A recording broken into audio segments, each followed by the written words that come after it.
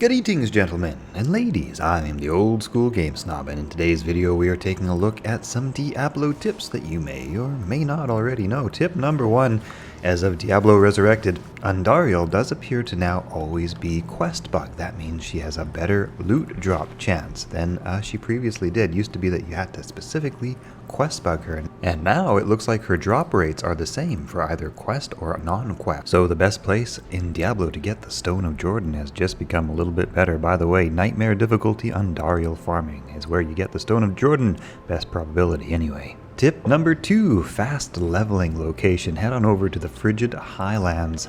Teleport up or run up if you don't have teleport. Take out Eldritch, the Rectifier. This guy gives a good, decent chunk of XP. If you can take out Shank the Overseer without problems, head down to take out Shank the Overseer.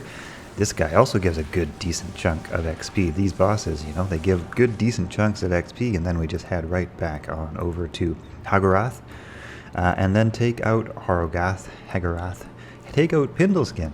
And this run is actually very, very fast for not only good loot, but for XP as well. So check it out. This is good at normal difficulty, nightmare difficulty, and all the way up to around level 90, 89, 90. I was actually able to do levels 81 to 82 in just like 20 minutes, right, doing this run. So it's really, really fast. Next up, as everybody knows, the bugged Tomb Vipers over here can be a bit of a problem.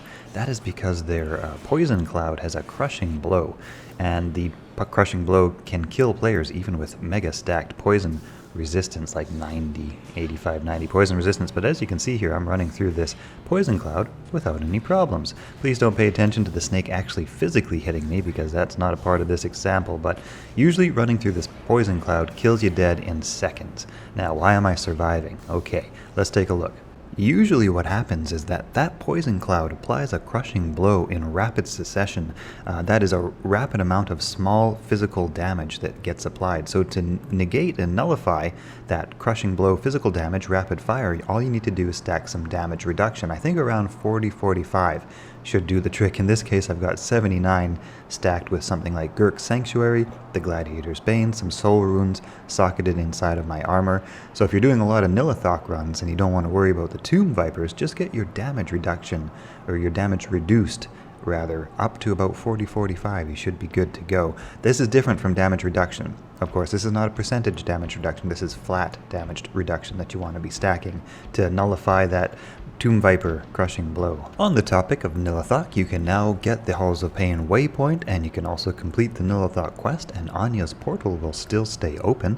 Casters may find it helpful to notice that while some of their spells are on a cooldown, for example Frozen Orb, it is possible to switch to another spell whilst you're waiting for that cooldown to recycle, and essentially cast 2 spells. 1, 2, 3. With a bit of timing and tempo practice, you can kind of almost double your damage. This would be good for something like Orb and Lightning, or Blizzard and Ice Blast, or Meteor and Fireball.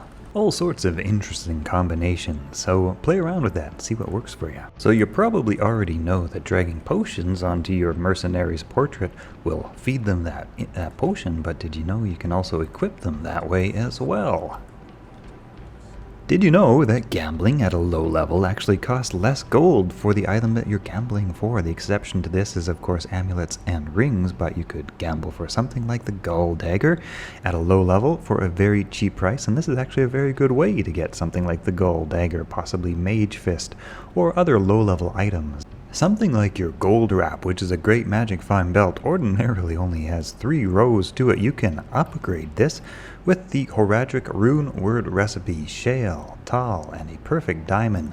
Put it all together, and now you have an upgraded unique item. So now it has 4 rows of potions. It also has a higher armor level. You can do this with any unique item, but the Horadric Cube recipe will differ depending on what type of piece you're upgrading. Here's a curiosity, the Reanimated Horde. Every time they reanimate and die again, they actually give you XP and drop new loot every time they reanimate. I don't know what you would do with that, but hey, put Emilio to work and kick back and relax, watch the loot roll in.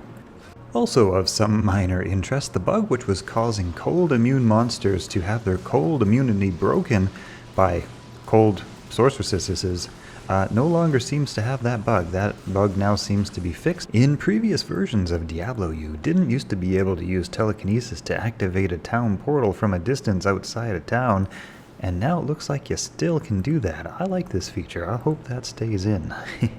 Thank you to my subscribers for subscribing. You guys are rock stars. I hope you guys enjoyed this video, and I'll catch you in the next one.